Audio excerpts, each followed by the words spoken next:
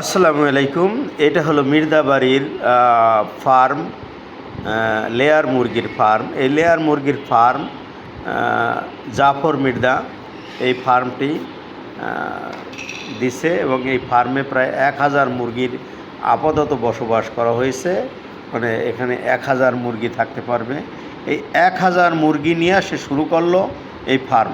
লাভ লোকসান সামনে দেখা যাবে। এবং ফার্মের নিচে আছে পুকুর।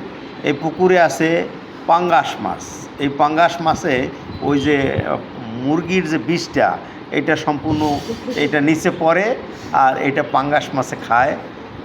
এইভাবেই এই ফার্মটা তৈরি করা হয়েছে। তো আপনারা দেখছিলেন যে মির্দাবাড়ি অর্থাৎ বরিশালের বানুইপাড়া থানার চাকার ইউনিয়নের সোনাহার গ্রামে এই পোলট্রি ফার্মটা নতুন করে জাফর মির্দা দিয়েছে।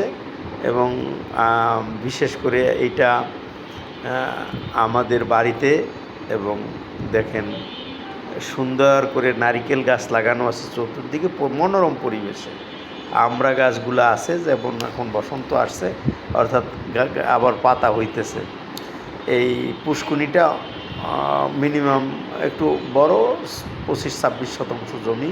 এটার ভিতরেই পাঙ্গাস মাছ দেওয়া হয়েছে আর এক কর্নারে দেওয়া হয়েছে মুরগির ফার্ম। বাকি চারোদিকে এখানে নারিকেলের বাগান করা হয়েছে। আশা করি যে জাফর মির্দা অতি তাড়াতাড়ি এর সাফল্য আসবে। এটা সম্পূর্ণটাই হলো আমাদের বাড়ির আশেপাশে এবং প্রায় 116টা নারকেলের চারা লাগানো হয়েছে।